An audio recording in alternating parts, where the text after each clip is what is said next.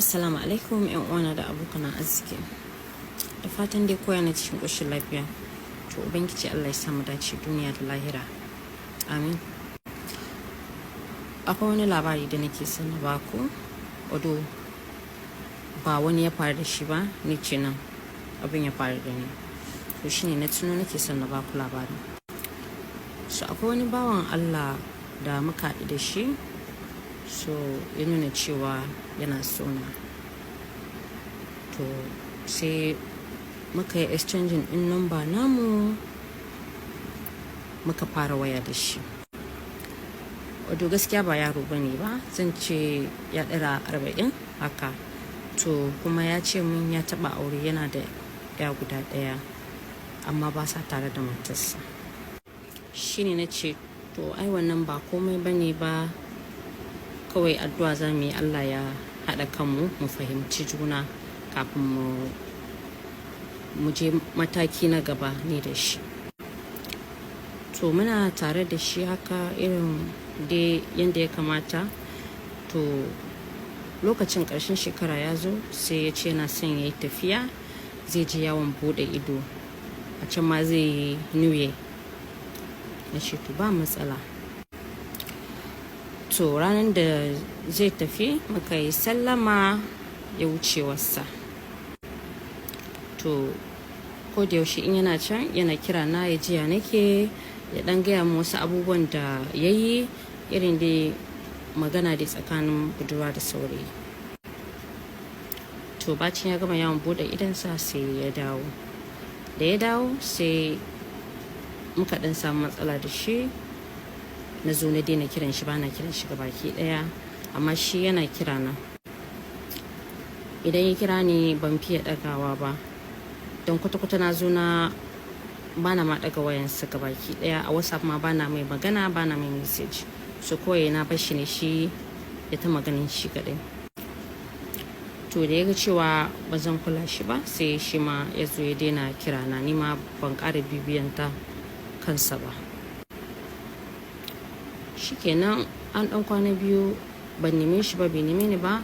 Ina kwanci sai ƙawata ta kira ni. Da ƙawata ta kira ni, daman ta san abokinsa, shi abokin saurayin nawa ya san ƙawata. So suna magana a waya, suna ɗan gaisa a waya. Sai ƙawata ta kira ni. Da ta kira ni a waya muna magana, shine take tambaya, take cewa kin ji abin da ya faru da wani? Da ce a me ya faru, don ba ma waya da shi. Shine take cewa ai ya rasu. Tana gaya min cewa ya rasu sai na kashe wayan. Da na kashe wayan sai na je na kira nambansa, sai na ji nambansa a kashe. Da na ji nambansa a kashe sai na kira ƙawata.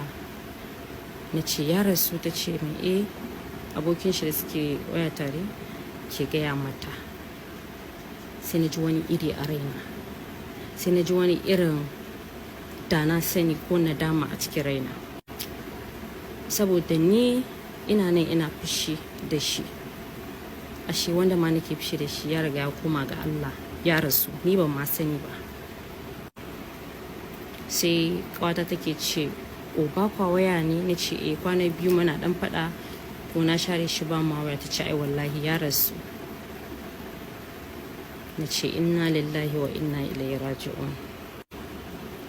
Bacin mun gama da kwata sai na shiga TikTok page na shi, na je na rubuta username nasa. Ina duba post nasa, post inda ya karshe, a ƙarƙashin comment din sai nake ganin ana rubuta Allah ya ji kanka, Allah sa ka wuta, irin kun gane abin da nake nufi. Abin nan sai ya zo yake ta damuna a raina, saboda wanda nake fushi da shi ashe ma ya rasu.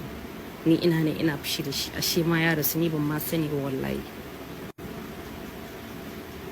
To tun daga ranar na sa a rai cewa ni inda ni da mutum muna faɗa, ko kuma abin da bai kai kawo ba, kawai ta yadda za ku yi a rabu lafiya, ka cire mutumin nan a ranka, ya zamanto cewa idan za ka kwanta bacci ba wani bakin ciki, baka sa kowa a ranka ba.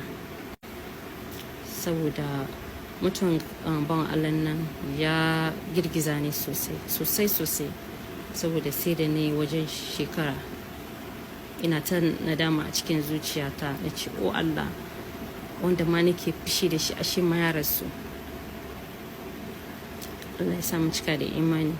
To yanzu na tuno labarin, idan na tuna abin yana taɓa ni sosai, saboda da na sani da na kira shi a lokacin, da na kira shi da mun san mun yi magana, mun san yadda kowa da ya zamanto cewa ya wanke kansa, a dawo ko ba a soyayya ana mutunci ana zumunci. Amma hakan bai faru ba, ya koma ga Allahnsa. So idan ka riƙe wani a rai ko kuma kika sa wata a zuciya, ya zamanto cewa ku sasanta kanku, saboda duniyan nan ba tabbas. Zaka ga kai kana riko da wannan, washe gari zaka iya tashi wannan baya nan, ko kuma zan iya tashi ne kuma bana duniya, sai mu zo muna wani nadama a zuciyarmu. Allah ya kare mu, Allah ya sa mu cika da imani, kuma Allah ya sa mu gama da duniya lafiya. Amin.